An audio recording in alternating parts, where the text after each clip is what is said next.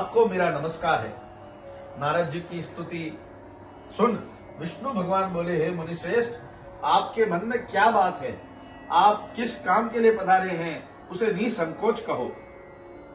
इस पर नारद मुनि बोले कि मृत्यु लोक में अनेक योनियों में जन्मे मनुष्य अपने कर्मों के द्वारा अनेकों दुख से दुखी हो रहे हैं। हे नाथ, आप मुझ पर दया रखते हैं तो बताइए कि वो मनुष्य थोड़े प्रयास से ही अपने दुखों से कैसे छुटकारा पा सकते हैं। श्री हरि बोले, हे नारद, मनुष्यों की भलाई के लिए तुमने बहुत अच्छी बात पूछी है। जिसके करने से मनुष्य मोह से छूट जाता है, वह बात मैं कहता हूँ, उसे सुनो। स्वर्ग लोक व मृत्यु लोक दोनों में एक दुर्लभ उत्तम व्रत है जो पुण्य देने वाला है।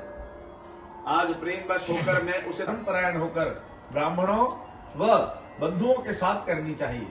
भक्ति भाव से ही नैवेद्य, केले का फल, घी, दूध और गेहूं का आटा सवाया ले। गेहूं के स्थान पर साठी का आटा, शक्कर तथा गुड़ लेकर वह सभी भक्षण योग्य पदार्थों को मिलाकर भगवान को भोग लगाएं। ब्राह्मणों सहित बंधु बांधवों को भी भोजन कराएं, उसके बाद स्वयं भोजन करें। भजन कीर्तन के साथ भगवान की भक्ति में लीन हो जाएं। इस तरह से सत्यनारायण भगवान का यह व्रत करने पर मनुष्य की सारी इच्छाएं निश्चित रूप से पूरी होती हैं। इस कलिकाल अर्थात कलयुग में मृत्यु लोक में मोक्ष का यही एक सरल उपाय बताया गया है। अथ इति श्री प्रथमोध्याय।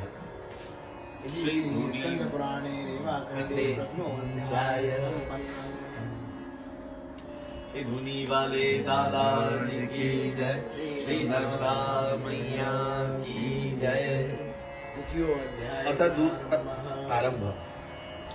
कथा व्यास सूत उवाच। सूत जी बोले, हे ऋषियों, जिसने पहले समय में इस व्रत को किया था उसका इतिहास कहता हूँ, ध्यान से सुनो। सुंदर काशीपुर नगरी में एक अत्यंत निर्धन ब्राह्मण रहता था। भूख प्यास से परेशान वह धरती पर घूमता रहता था। ब्राह्मणों से प्रेम करने वाले भगवान ने एक दिन ब्राह्मण का वेश धारण कर उसके पास जाकर पूछा, हे विप्र, नित्य दुखी होकर तुम पृथ्वी पर क्यों घूमते हो? दीन ब्राह्मण बोला, मैं निर्धन ब्राह्मण हूँ, भिक्षा के लिए धरती पर घूमता हूँ। हे भगवान, यदि आप इसका कोई उपाय जानते हो तो बताइए। वृद्ध ब्राह्मण कहता है कि सत्यनारायण भगवान मनोवांछित फल देने वाले हैं, इसलिए तुम उनका पूजन करो। इसे करने से मनुष्य सभी दुखों से मुक्त हो जाता है। वृद्ध ब्राह्मण बनकर आए सत्यनारायण भगवान उस निर्धन ब्राह्मण को व्रत का सारा विधान बताकर अंतर्धान हो गए। ब्राह्मण मन ही मन सोचने लगा कि जिस व्रत को वृद्ध ब्राह्मण करने को कह गया है, मैं उसे जरूर करूंगा। यह निश्चय करने के बाद उसे रात में नींद नहीं आई। वह सवेरे उठकर सत्यनारायण भगवान के व्रत का निश्चय कर भिक्षा के लिए चला गया। उस दिन निर्धन ब्राह्मण को भिक्षा में बहुत धन मिला, जिससे उसने बंधु बांधवों के साथ मिलकर श्री सत्यनारायण भगवान का व्रत संपन्न किया। भगवान सत्यनारायण का व्रत संपन्न करने के बाद वह निर्धन ब्राह्मण सभी दुखों से छूट गया और अनेक प्रकार की संपत्तियों से युक्त हो गया। उसी समय से यह ब्राह्मण हर माह इस व्रत को करने लगा। इस तरह से सत्यनारायण भगवान के व्रत को जो मनुष्य करेगा वह सभी प्रकार के पापों से छूटकर मोक्ष को प्राप्त होगा। जो मनुष्य उसी समय एक लकड़ी बेचने वाला बूढ़ा आदमी आया और लकड़ियां बाहर रखकर अंदर ब्राह्मण के घर में गया। प्यास से दुखी वह लकड़हारा उसको व्रत करते देख विप्र को नमस्कार करके पूछने लगा, आप यह क्या कर रहे हैं? तो उन्होंने बताया कि व्रत कर रहा हूँ तथा इसे करने से क्या फल मिलेगा, कृपया मुझे भी बताएं। ब्राह्मण ने कहा कि सब मनोकामनाओं को पूरा करने वाला यह सत्यनारायण भगवान का व्रत है।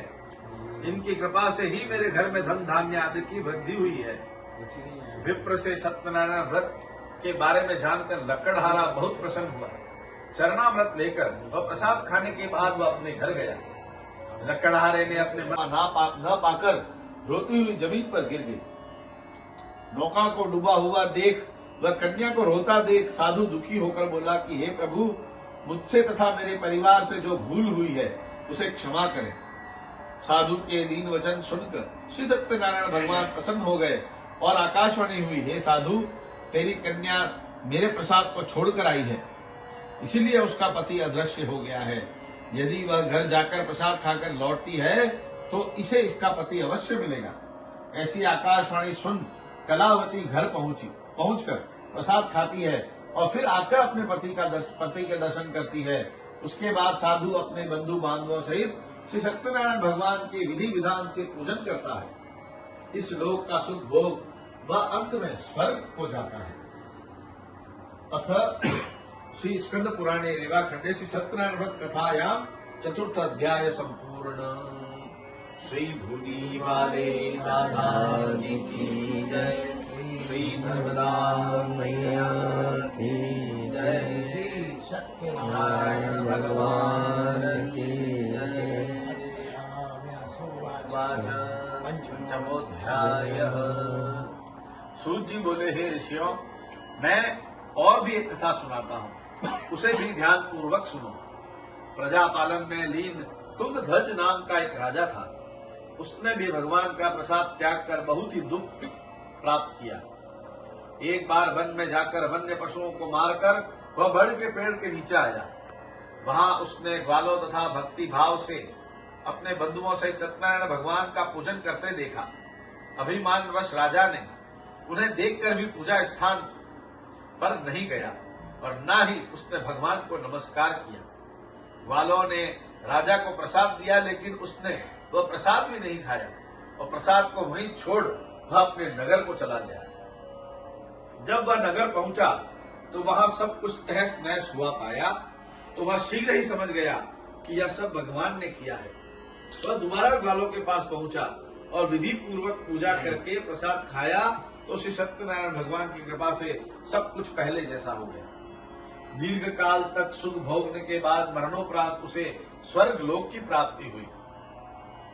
जो मनुष्य परम दुर्लभ इस व्रत को करेगा तो भगवान सत्यनारायण की अनुकंपा से उसे धन धान्य की प्राप्ति होगी।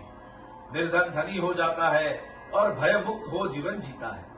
संतानहीन मनुष्य को संतान सुख मिलता है और सारे मनोरथ पूर्ण होने पर मानव अंत काल में वैकुंठ धाम को जाता है। सूत जी बोले, जिन्होंने पहले इस व्रत को किया है, अब उनके दूसरे जन्म की कथा कहता हूँ। वृद्ध शतानंद ब्राह्मण ने सुदामा का जन्म लेकर मोक्ष की प्राप्ति की। लकड़हारे ने अगले जन्म में निषाद बनकर मोक्ष प्राप्त किया। उल्का मुख नाम का राजा दशरथ हो वैकुंठ को गए।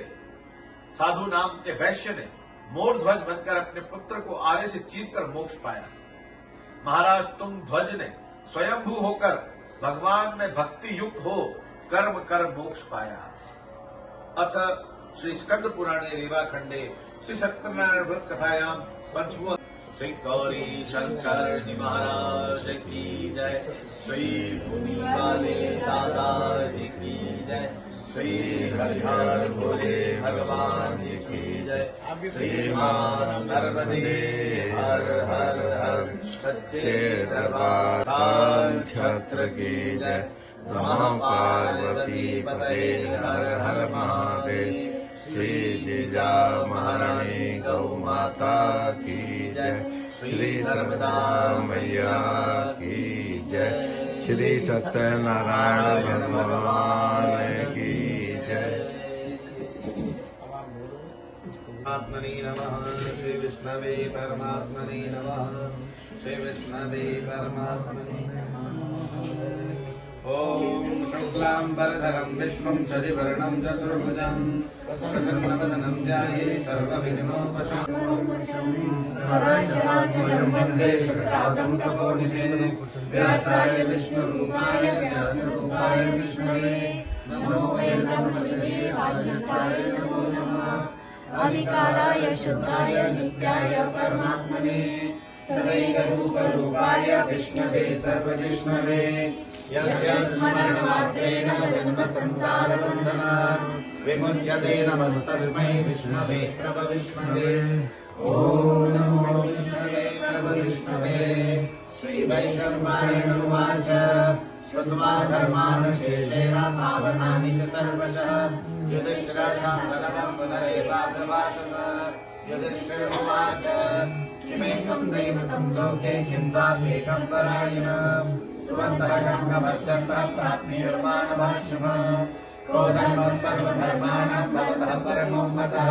किं जगन्मुच्यते जन्म संसारबन्धनात्। श्रीभीष्म उवाच जगत्प्रभुं देवदेवामनन्तं पुरुषोत्तमं स्तुवन्नाम सहस्रेण पुरुषः सततोत्थितः तमेव चार्चयन्नित्यं भक्त्या पुरुषमव्ययम् ध्यायन् स्तुवन्नमस्यं च जगमानस्तमेव च अनादिघनं विष्णुं सर्वलोकमहेश्वरं लोकाध्यक्षं स्तुवन्नित्यं सर्वदुःखादिको भवेत् ब्रह्मण्यं सर्वधर्मज्ञं लोकानां कीर्तिवर्धनम् लोकनाथं महद्भूतं सर्वभूतभवोद्भवम् येषु सर्वधर्माणां धर्मोदितमो मतः यद्भक्त्या पुण्डरीकाक्षं स्तवैरश्चिन्नः सदा परमं यो महत्तेज परमं यो महत्तपः परमं यो महद्ब्रह्म परमं यो परायणः पवित्राणां पवित्रं यो मङ्गलानां च मङ्गलम् दैवतं देवतानां च भूतानां यो विरपिता यः सर्वाणि भूतानि भस्रं मे श्रमपावपयामः यानि नामानि गौणानि विख्यातानि महात्मनः ऋषीमरगीतानि तानि वक्ष्यामि भूतये ऋषीणां सहस्रस्य वेदव्यासो महामुनिः छन्दो नष्टुभ्रहा देवो भगवान् देवकीसुतः अमृतां शुभमो बीजं शक्तिर्देवकीनन्दनः त्रिसामार्गयं तस्य शातर्थे विनियुज्यते विष्णुं महाविष्णुं प्रभविष्णुं महेश्वरम् अनेकरूप दैत्यान्तं नमामि पुरुषोत्तमम् अस्य श्रीविष्णुदेवीसहस्रनामस्तोत्रमहामन्त्रस्य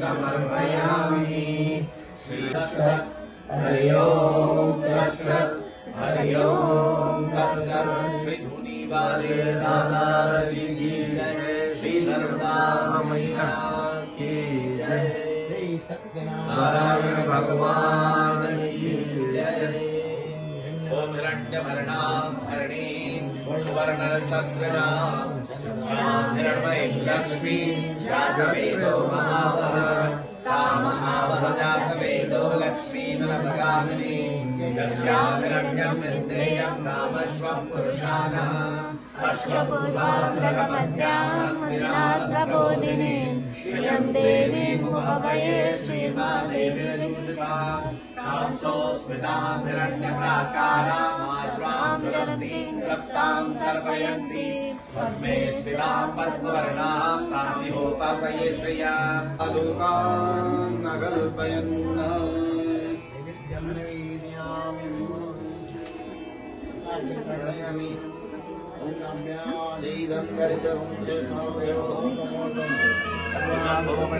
श्रोत्रां तथा लोकान्